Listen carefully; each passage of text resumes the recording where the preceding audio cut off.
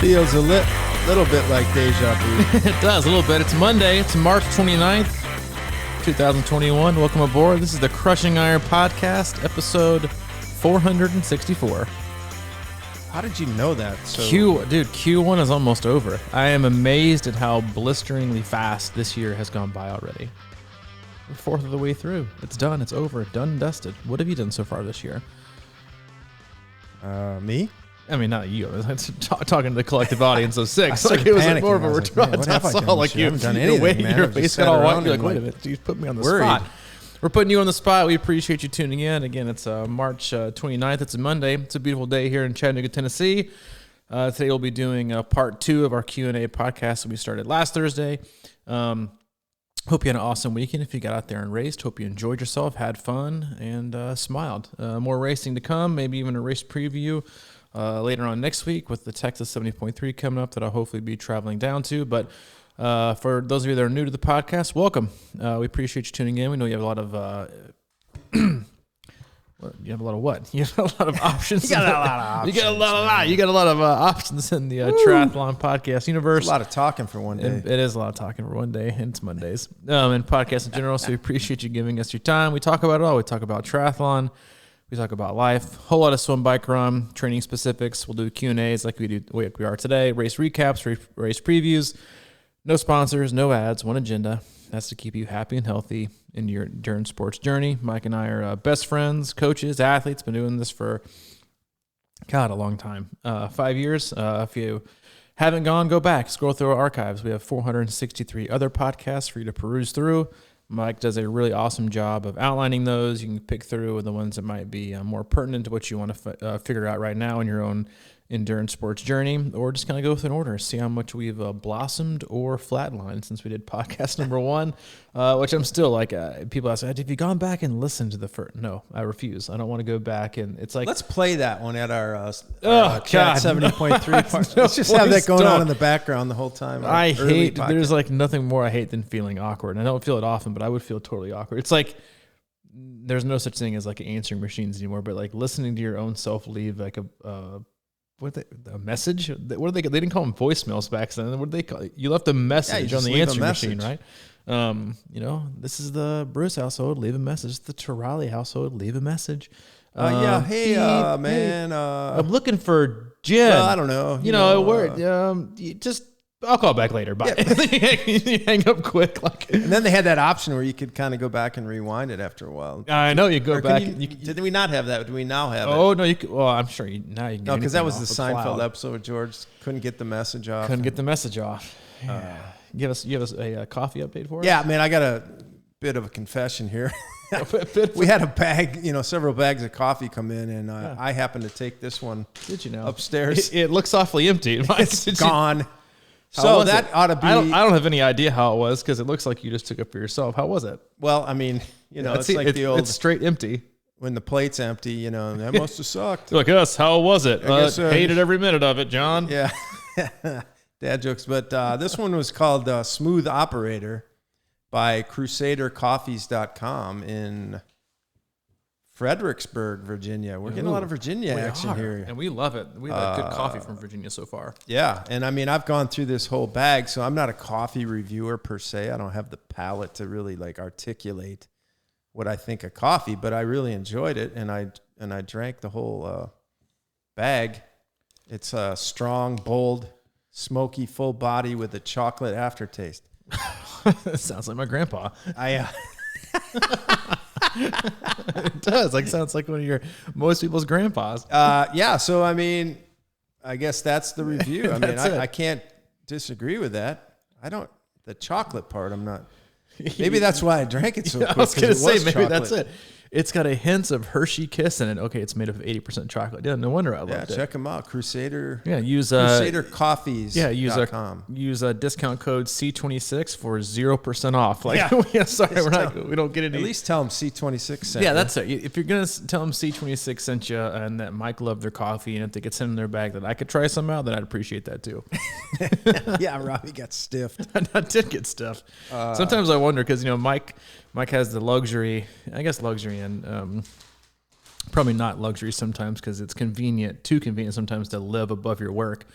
Sometimes I kind of wonder if I like swing back at nighttime, like whatever, if you're like meandering around the hub, like in your like a red velvet robe or something like that, like, you know, maybe hitting up the pool, doing a float, smoking a cigar with like the lights dimmed and listening to some jazz or something. I wonder if I'm going to like walk in and like, you know, see you just kind of, you know, stroll through the hub. I mean, that's not a bad idea. It's not a bad idea. I mean, I don't smoke cigars because you taste like them for like 7 years, but you know, it seems that's why I got the air purifiers. I figure out that's like something I could see you doing. What I would like to do is start having meditation classes in here at night, if you don't mind.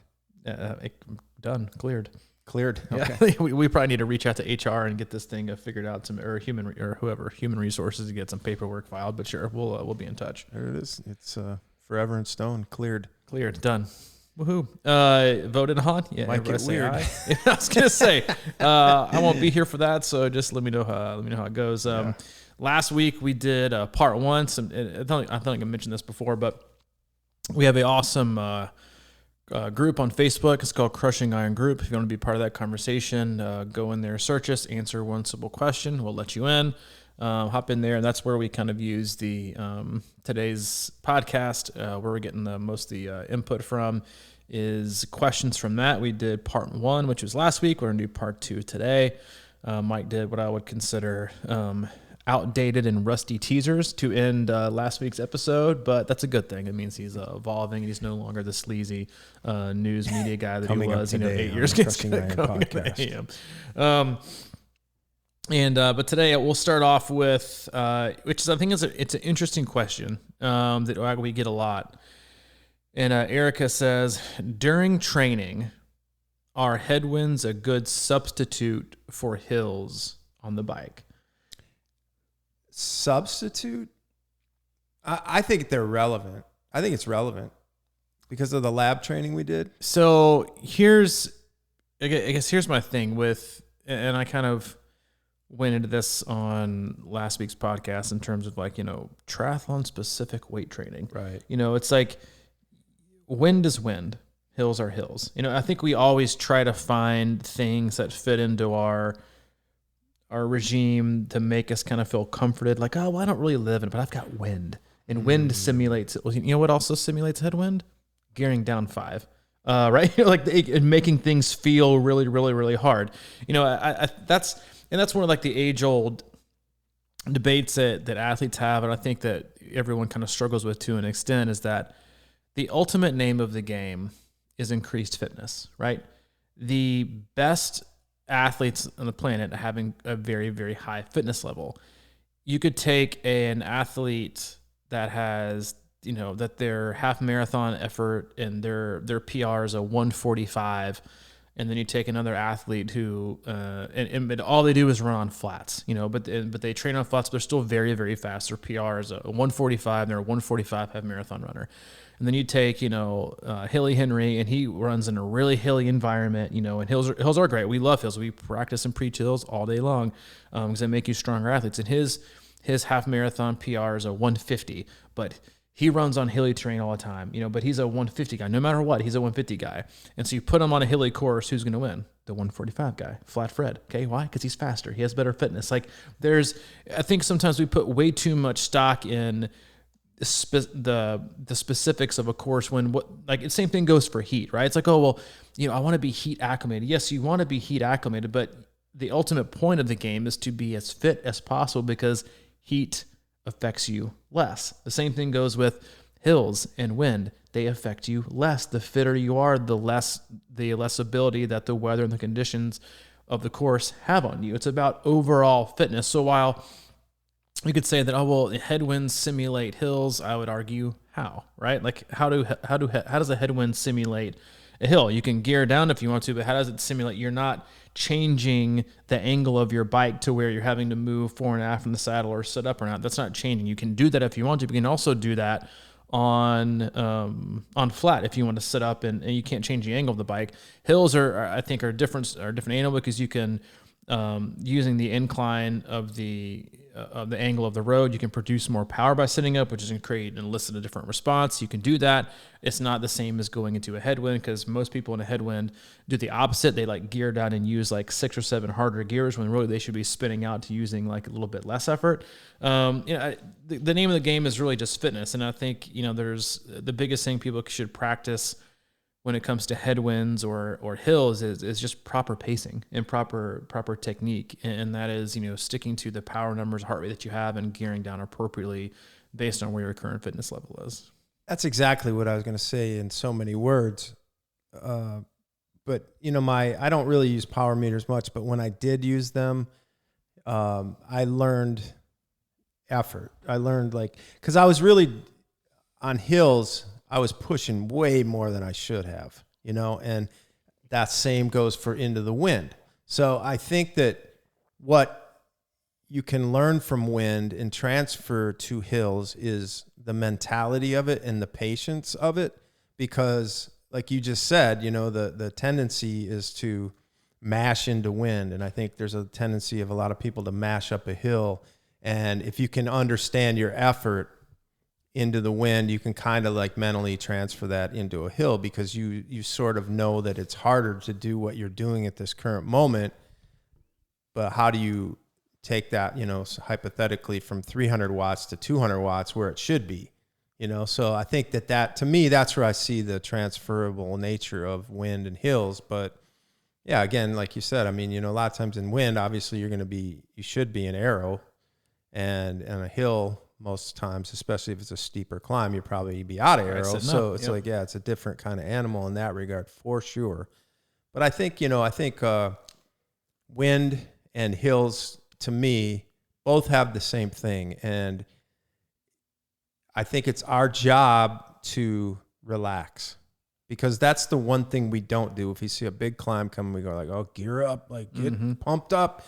But like it doesn't have to be that hard, and it doesn't have to be that hard to go into wind. You just have to kind of chill out, because you're going to get more tense when you see these things, because they seem like obstacles in your face, and it's like, man, I got to really bear down to deal with this. Well, no, just kind of relax into it, and you'll, like I was talking about running up hills. It's like you fall up them. You should relax up them. You shouldn't like try to make it is so hard all the time. The thing about hills, though, is that and the difference between hills and headwind, and let me ask you this quick before I go into that. Mm-hmm. What do you prefer, hills or having to go into a headwind?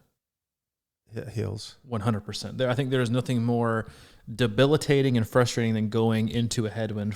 I've been thinking about that as I'm getting ready for Texas 70.3 in a few weeks. Last time I did it, it was tailwind on the way out, which you were like, oh my God. And it's like, there are minimal turns. You're like, I'm going to be looking into a headwind for 20 plus miles, like nowhere else to go.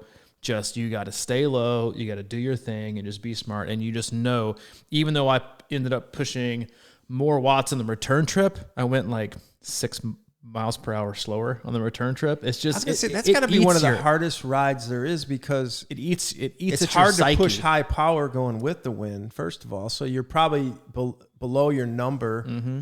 On the way out, and then on the way back, I was 10 watts below, so I was aiming for 220 that day, and I was 210 on the way out, going I think like 28 miles an hour, and then a return trip, which is again is like the most frustrating thing to see, as you inch your way closer to the finish line, as you see your average miles per hour go from 28, 27, 26. 25, and you're like, but I'm pushing 20 watts more. It's incredibly frustrating. The thing that I was saying about the hills is that, one of the things you hear this from athletes who run hilly routes a lot is, I keep running this route, and the hills don't seem quite as steep as they used to, right? Because you've got that fit. You don't ever hear it. Well, I went to the beach, and I ran against the headwind for 2 weeks, and I came back, and that hill around the cul-de-sac didn't quite seem as steep. You just never hear that, right? It's the same thing with cycling. You have to do things a lot to really be able to see a tangible and feel a tangible difference. So there is no substitute for the exact nature, I think, of headwinds and hills, in my opinion, experience. That overall, it's if the better fitness you have, the better you are with headwinds. The better fitness you have, the better you are with hills. That's just kind of how it rolls. Carl, can you explain TSS and IF ? For example, if I am unable to complete the prescribed workout time, Is it then best to try and match the prescribed TSS and intensity factor when the limited time I have? Thanks in advance. It's actually a very good question.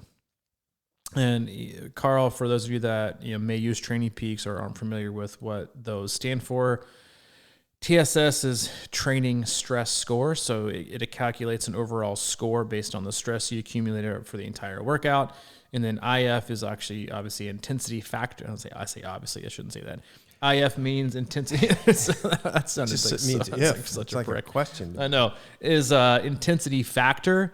So for cycling, your intensity factor is basically 1.00 would be your max 100% effort. If again IF, if your zones are correct. So let's say your functional threshold power is 260, and you do an hour at 260, you get an intensity factor of 1.00. If you go down to 250, you're going to put the intensity factor of 0.97, right? So the higher that number is, the closer you are to doing an hour. And then again, it obviously goes with it's a relationship also with time.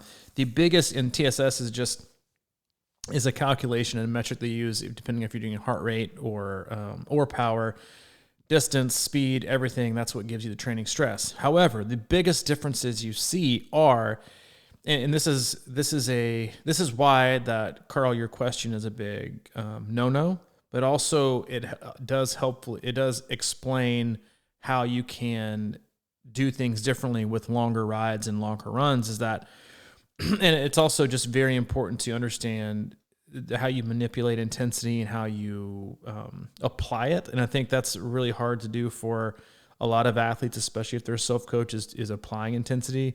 I look at TSS and intensity factor, but I never prescribe based on it. I still do it just based on overall volume and overall training load that I think the athlete can handle. I use them as things that as more of an input, but it's not what I put every workout at, and not tell athletes that. Like the Training Peaks might auto-calculate an intensity factor, a TSS. It doesn't mean I'm expecting you to get the exact perfect number from it. What you don't want to do is if Carl, like if the prescribed dose for the day is an hour and a half, so a 90-minute easy ride that would produce, a 0.65 to 0.72 probably intensity factor. It should be a fairly easy base zone 2 ride. Well, now if you're thinking, and if you're looking at the amount of training, so the training stress score that might elicit is, 60, or 60 to 70. And then you're thinking, okay, well, I don't have an hour and a half. I've got 60 minutes. Okay. Well, now you're saying, all right, well, you can't have the same intensity factor and the same TSS that you would have had prescribed, because if you want to get the same number of stress, you're going to have to, for only 60 minutes, you're cutting your workout into a third. Then you're going to have to ride a lot harder, which meaning if you're riding harder, you're going to be a lot higher up in your percentage in your effort. So your intensity factor is no longer going to be between a 0.65 and a 0.72. It's going to be like a 0.80 or 0.85, meaning instead of riding for 90 minutes easy at a zone 2 level, which is, aerobic training, you rode at an hour at zone 3 or zone 4. You might get the same training stress, but you're not going to get the same response. Does that make sense? For people who are looking at that, same way could be said, if I had an athlete and I said, all right, I want you to go out and ride 4 hours, and I'm going to put some intervals in the back end. Like you're going to do 4 12-minute efforts in the back end with some intensity. And that 4-hour ride is going to elicit 250 training, a training stress score of 200 points. Okay. That same training stress, but the intensity factor might be 0.80. So they wrote it, an 80% for forward, which is a very, very hard effort. Okay. Because you got a long amount of time and you're doing a lot of intensity. That same score, training stress score, could be also achieved by saying, all right, well, instead I want you to go ride your bike easy for 5 hours and 5.5 hours, 4, maybe even 6 hours. But the training stress score might be the same, but what's going to happen is your intensity factor is going to be lower, right? Because it's a direct correlation between time and effort. So they're two totally different things. You can't just chase your training stress score because you're looking at different adaptations and a different focus for the overall workout. So you're just not going to be able to match it. I would just say be careful. There's no substitute for, having the appropriate amount of training and the effective dose. But really it's about load management. And, I would just say if you're given a 90-minute workout, that's an intensity factor of, 0.65 to 0.72, and you can only do it for an hour, then do an hour of between 0.65 and 0.72, because you did this same amount of effort for the amount of time. And that was the goal for the day, right? Is to do that, because you could have done a hard workout the day before, and the goal for the day was to just kind of do a zone 2 ride instead of making a zone 2 ride. You made it a zone 4 ride, and now that's compromised the next few days of your workouts. Mike, are you still awake? Hello? I'm done. Are you awake? Have some more of that coffee I never tried. I need some more. After that, I tell you. It's a smooth operator. No, that's some good stuff there. I think that's good stuff. Yeah. In case you didn't know, that's code for Mike doesn't care about what I had to say. I mean, I do care. I look at things like sometimes when I'm scheduling a workout, they have a prescribed TSS score, and if it's like 990 or something, or what is it? Would it be 0.9? No, it'd be like 90. Yeah, it'd be 90. Like, that's a little bit heavy. It's a little bit. That's a little bit heavy. It's like everything else. Like you're saying, it's kind of a. It's not a perfect science. There's it's ballparky kind of thing. So I'll look at that and I'll see if I say 50, I'll be like, all right, that's cool. That seems good. Right, that's cool. Yeah, I'm not. I don't. I mean, come on, man. It's like, my thing is, I just don't like the calculation to use, and I definitely don't like the calculations they use for swimming. My God, that's a topic for another day. Frank, without access to every workout, your swim workouts are all like 1,000 TSS scores. I know. I'm like, people, it's okay. I know you didn't get that all fine. In, but I think you had a really nice workout. According to Training Peaks, my 1 hour swim from Coach Robbie is equal to a 7.5 hour ride going up Everest. No, that's right. No, that's true. Frank, without access to a pool, would rowing be a good substitute? Everybody loves the rower. I know that. Everyone loves the rower. Makes sense. Well, I mean, we've seen people like claim that they've rowed their way to success in the water. And, we have to say a lot of crew members and people like that do a lot of rowing are pretty strong swimmers, I think, if they swim, obviously. But let me say this. I think there's obviously a correlation there. From my experience as a coach, when I've worked with quite a few collegiate or university rowers. I did that quite well, didn't I? Yes, you did. Speaking of Peaky Blinders, they are much better cyclists, natural cyclists, than they are swimmers from their rowing background. They're just strong. They have the strong. Like I think we underestimate, if you've never rowed or crewed, that how much leg strength you actually have to do those things. And I think it translates more, rowing translates more to cycling than it does swimming, because it is a leg heavy sport. I think if it's going back to the one we covered on last Thursday, it was like, it's still fitness, right? It still transfers to an extent. Is it a direct 1-to-1? Absolutely not.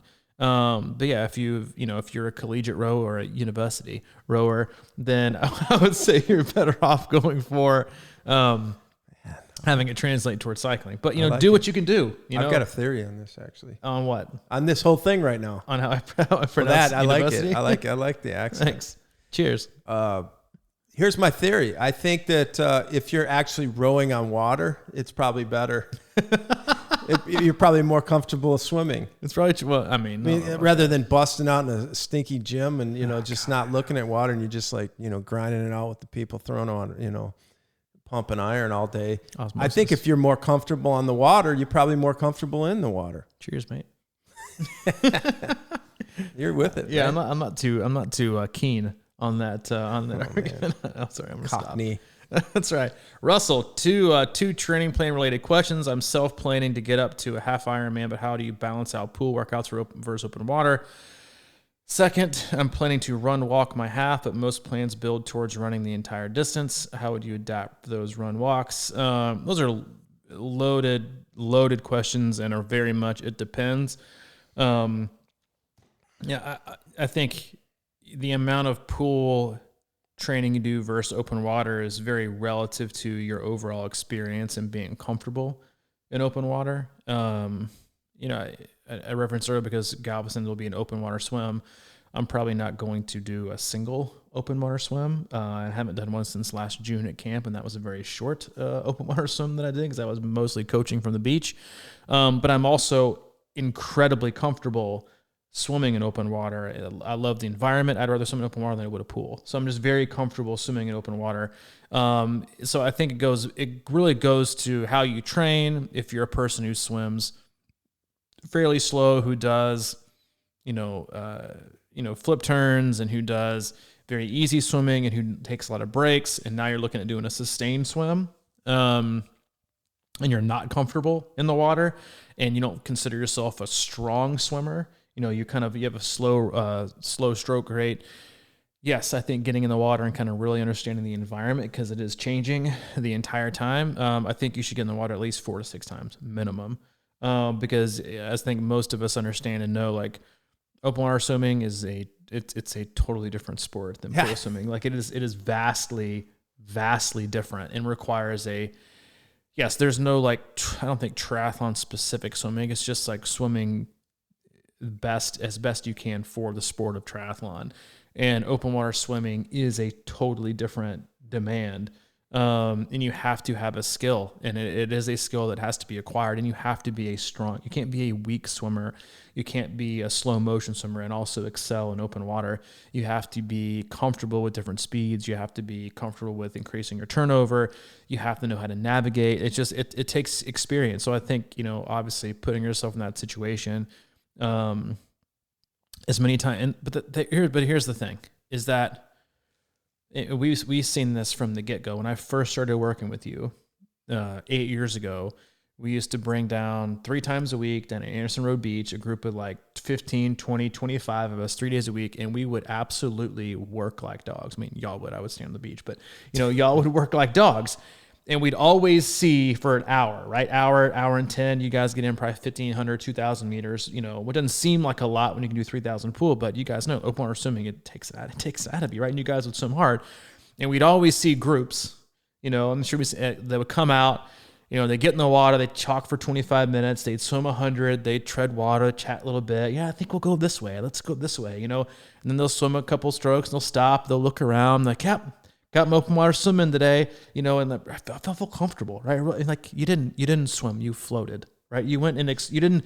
If you're going to expose, I guess that's my issue with it. If you're going to expose yourself to the elements of open water swimming, then treat it like you would race day. Treat it like you're going to swim hard, like you have to swim for a long period of time.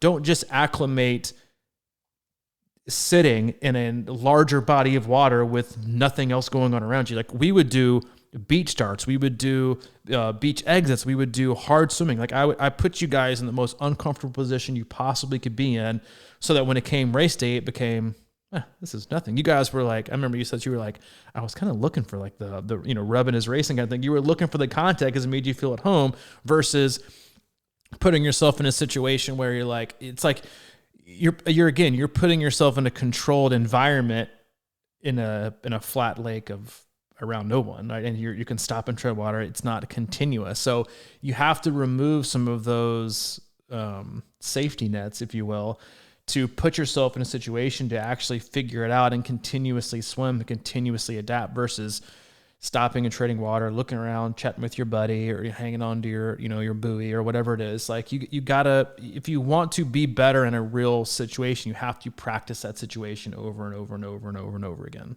Mm-hmm.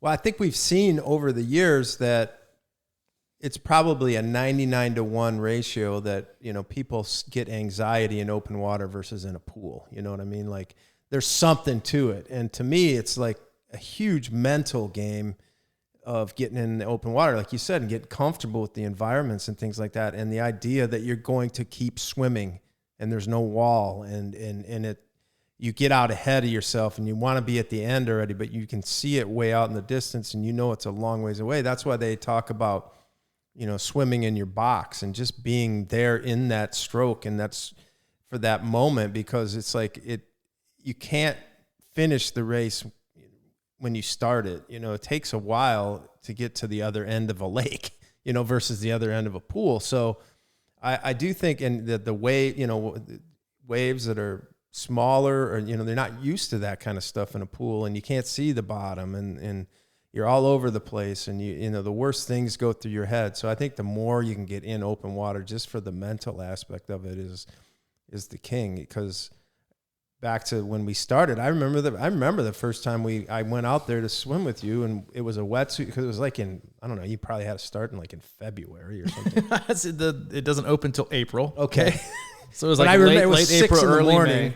And it was the first time I ever put a wetsuit on, and it was the woke up at freakiest 6. moment. I was like inches from quitting triathlon, because it was cold, it was uncomfortable, I couldn't breathe, the whole 9 yards, and it took me a while it took me a long time to get comfortable with breathing. I had, because first I'm not a morning person, so like getting out of bed and going to do that kind of crap was kind of illogical in my evolution of life theories. But yeah, so I'm all about it. I think obviously they talk about, pools are great for building speed and things like that and working. It's almost like a trainer versus a riding out on the road kind of deal. You can really focus in on what you're doing. But, when I open water swim, I tell people this is like, if I'm going to do a long couple thousand meters or yards or 3,000 in the open water, I just kind of vary. I kind of go back and forth between 50 strokes easy, and then I'll go after it for 50, and I'll just keep that going without stopping. And, it doesn't have to be precise. Just count strokes, 30 strokes, go hard, then find your zone of comfort and settle there, and just kind of go back and forth and get used to it. It's all about exposure. So if you're going to expose yourself to open water, don't expose yourself just to water that's out in the open. Expose yourself to the actual elements of what you're going to go through on race day. It's two totally different things. The other part of the question was, second, I'm planning to run, walk my half, but most plans build towards running the entire distance. How would you adapt those for run walks? I don't know, honestly. I think that's very dependent to you. I don't, I don't think there's a specific adjustment that you would make with the intention of run walking the half. You're still trying to cover the distance. I think, to be frank, I think most training plans that have you do the exact distances, I'm not a huge fan of those, just because of the most of the time the athletes that acquire those plans aren't, again, like when it comes to, when you look at ramp rate, we've discussed this. That's like my biggest pet peeve with books and plans that just kind of shelf it and, 1 week you're going to run 10 miles, because it doesn't, like, that's what we run by duration. We run by time, right? Because you can, it's easier to handle and manipulate and manage load and stress with time than it is miles. Because think about it. If I've got a guy that is running, they can run 7 miles in an hour. Okay. Right. Versus, another person who I say, go run 7 miles, and it's going to take them an hour and 45 minutes. Okay. Your body only knows time. So it doesn't know distance. It knows time and stress. So those are two very, very different amounts of time. The person who I'm saying, go run 7 this week and go run 9 the next. So for first person who ran 7 miles an hour, the next week they're going to run, 9, they're going to run it an hour and, 15 minutes. Or the person who took them an hour and 45 minutes, they're going to go from an hour and 45 to like 2:15, right? You're jumping up, and then move them up to 10, 12, 13, 15. So you're yes, the human body is an incredible, incredible thing.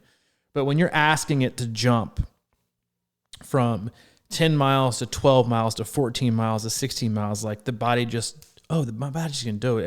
Every week I can just bump it up 2 miles. That could be 20 something minutes for a person. So to increase that over a 3-week period by an hour, depending on the speed, is irresponsible. To be honest with you, there's just, you can't, that's why I'll never give out mileage. We do yards in the pool, and we do minutes on the bike, and we do minutes in the run, because it's the greatest way to manipulate or to manage overall stress. Because the same athlete that I just said, hey, run 12 miles, 1 week, and they pick a flat course, right? So they're an athlete that takes them 2 hours to do 12 miles, and it's on a flat course. Well, the next week I'm going to bump it up to 14, and all they have access to is a hilly course. Well, now instead of taking a 2-hour run that you can normally do for 12 miles, then it's probably going to take you 2 hours and 45 minutes to adding on the 2 extra miles plus the hilly terrain. So now you basically just increase your overall long run mileage by 23, 25%, but in a 6-day span. No, that's not how it works. Like it's a hard thing to do. I would say, if anything, just be careful and how you ramp things up. Will, as an older mid-50s, that's not old, mid-pack 13-hour Ironman, should I build recovery weeks into my plan or just go by how I feel? Listen, I don't want to poo-poo on your age here, Will, but your age doesn't mean you're special. I think it does. This goes for everybody. Okay. Sometimes you need a recovery week. Sometimes you don't. Some people can go. I've got athletes we work with athletes in their teens all the way up into their early 70s. Our oldest athlete, some of them can go 4 weeks, 5 weeks up, and then 1 week down. Some of them need 2 weeks up, 1 week down. It's so dependent on just life stress in general, because you could have a 55-year-old, Will version who can do 12 hours a week and doesn't have any other, priorities. He's retired. He's married. He's got a great relationship. His kids are gone. He can do whatever he wants. He can work 12, 13. He can sleep as much as he wants. He can recover as much as he wants. And we've got the other Will who's, still got his, kids went to college. Now they're back home again, sitting in the downstairs or eating up all the food, doing all the things. He's still got to work, 55 hours a week. His home life is stressful. The demands and the requirements are going to be so much different between those two different, older mid-50s Wills, to where you're going to have to make things, some recovers quicker, some recover longer. It's just very, very, very dependent. It's also dependent on intensity that you can handle or the intensity that you're accustomed to. But it varies a lot. I have some athletes who do almost a reoccurring 10 days hard and like 3 or 4 days easy. They're more of like a 10-day, 4-day cycle than they are a 3-week up and 1 week down. It's just very dependent. I also think that just kind of going generally on feel is a good thing. But the problem that a lot of athletes have with their feel is by the time they acknowledge that they need a recovery week, it's too late. They need more than a week. They need 10, 14, maybe even 2 weeks. Yeah. As a guy in his 50s, all I can say is err on the side of caution. I think it's one of those things where you can get kind of caught up in how good you feel, and then you kind of push yourself over the edge or something like that. So I just think that it's better to be looking forward to tomorrow than it's not. You know what I mean? Like, I like that. Yeah. So I don't know if it's like systematic, but it's all about really being in tune with the little things, I was just talking to somebody about this real quickly. Like there's things that we notice, right? And they may be niggles or something going on. And sometimes they just go away and sometimes they come back, after a few weeks or whatever. I think those things are important to pay attention to because there's something going on. And the reason I bring this up is because I'm dealing with this shoulder thing. And last summer is when I started noticing this impingement vibe once in a while. And it was one of those things where I'm like, well, normally it just kind of goes away or whatever. But if I think about it, paid attention to it at the time, I might not have got into this situation where it's just sort of slowly building. And then all of a sudden you're favoring the other side and then things go haywire, and then you're in a deep thing. So I just think that as you get older, that becomes even more important to it. It doesn't have to freak you out, but you can acknowledge it and start addressing it. That's the hardest thing I think for triathletes to do is be proactive with their kind of care. Everything. Yeah. Self-care, baby. Self-care. Self-care, baby. And you know what? You are special. We're all special in our own ways. Thank you. I was talking to Will. Oh. Paul, okay, loaded question, but Ironman training, better to have a couple of long runs, 25 to 30 miles per, I hope it's even per week here, or four to five shorter runs, the same total distance 6 weeks out from the race. That's a very specific question. Again, it depends. Most athletes do better on spreading out their, athletes can tend to do better if they're aiming for a 40 to 50 mile run week. They're better off splitting that between 5 to 6 runs than they are 2 to 3 runs, because the recovery cost is too great. However, if you're that close to a race, a lot of athletes that I work with, I'll trim down and go from maybe 5 to 6 runs a week to 4 to 5. and I'll elongate. They'll still have their longer run on a Sunday, but a lot of times I'll actually elongate their middle of the week run, like on a Wednesday. It's like an hour and 15, hour and 20 minutes sometimes. It's like a higher tempo, a higher effort session. But again, in order to do that, they have to have ran enough to where that's actually going to matter and be the icing on the cake, not just a higher recovery cost throughout the course of the week. But yeah, 6 week Oxford race, I think having a kind of a middle long run is actually a good thing.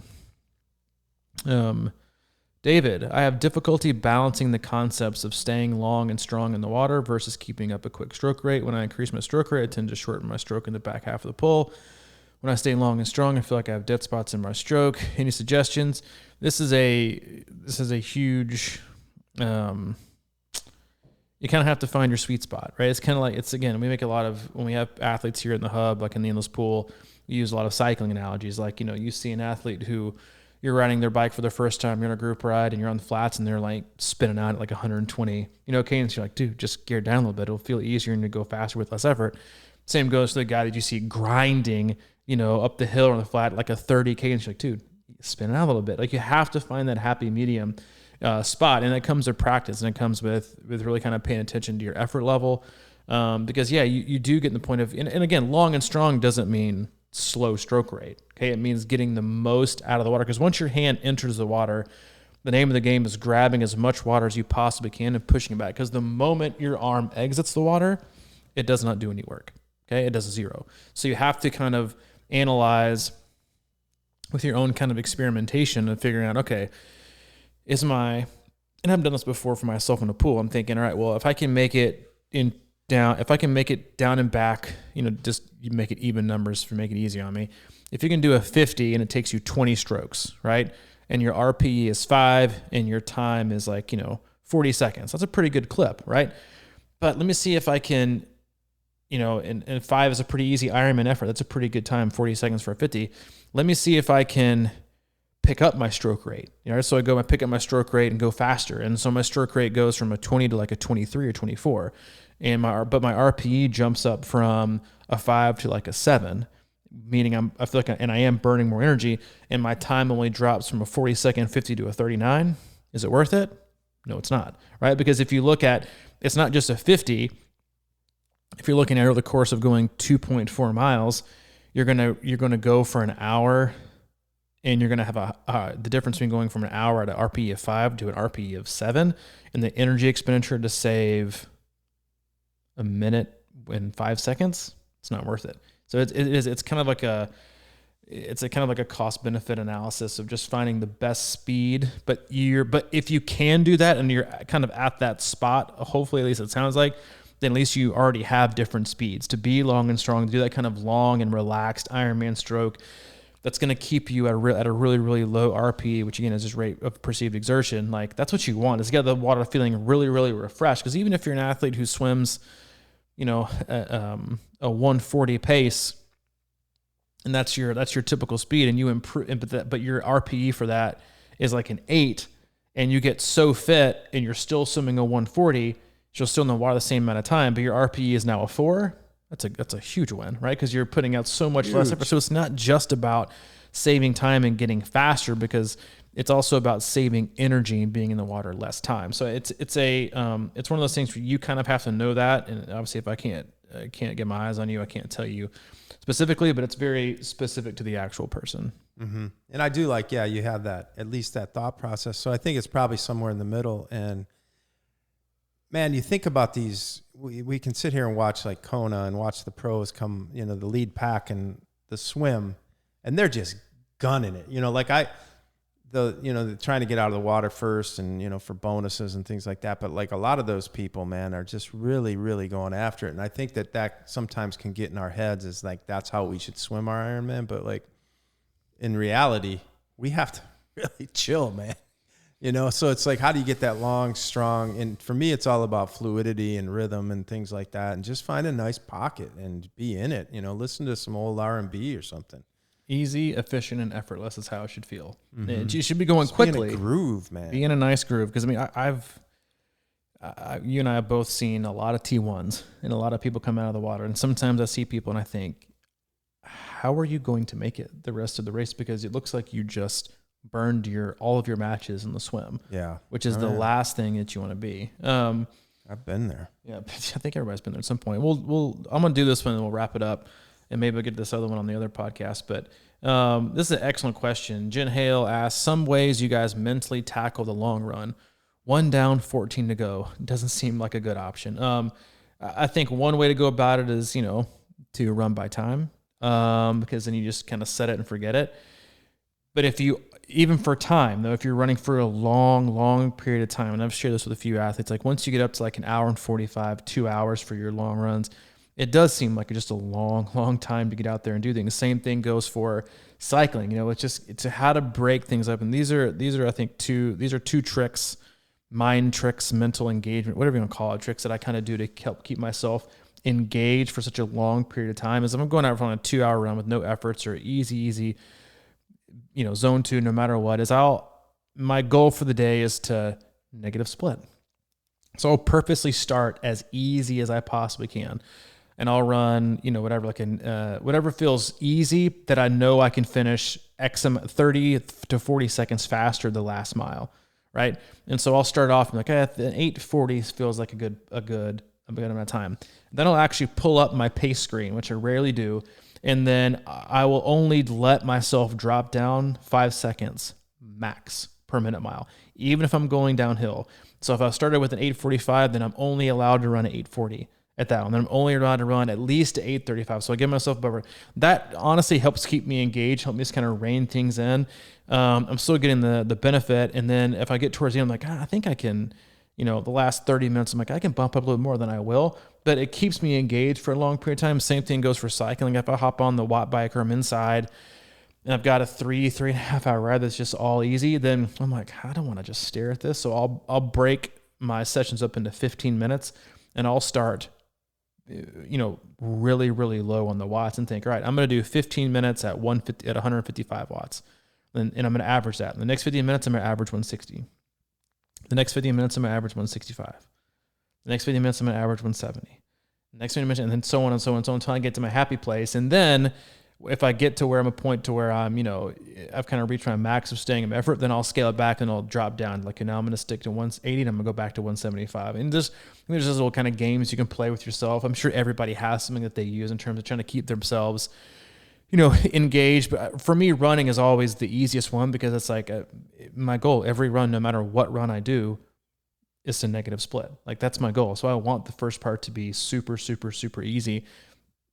And actually, that makes me, I think, feel like I know I'm going to accomplish the workout. Like, I'm in total control. Like, if I'm going, and I think that's a huge skill athletes need to learn and acquire, is that I'm not running slower because I am sore, I'm not in good shape, or that I'm having a bad day, but I'm showing self-restraint and control because I know what my end game needs to be, or that I want it to be for the day. So I don't really care what these first 3 to 4 miles look like.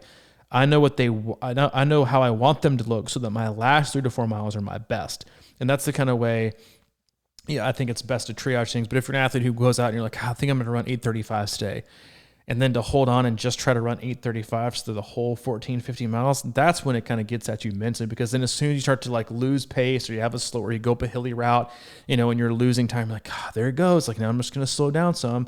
There's nothing better than watching your pace drop, go from 8 to 7:59, 7:58, or the course run than it is to go from 8s, 8:10, 8:15, 8:16. You're like, there it goes. Like, it should be the other way around. I think those are just a few simple ways you can kind of keep engaged. Same thing for riding. You don't ever want your watts to drop. You want them to continuously kind of ramp up and get stronger as the day goes. Yeah, and I think if you set the table like you're talking about with that really pulled back philosophy, you don't even have to really, it depends on how far you're going, obviously, but for most training runs, I find that I don't even have to try, and I'm starting a negative split if I start the correct way, because it's not like an energy, your body just starts feeling better and looser and whatever and more warmed up, and then you start doing it. But so if you can kind of flip that table and end strong, I think that once you feel like you are in control, like you're talking about, then you start going, wow, I'm already 40 minutes in, and it feels like nothing.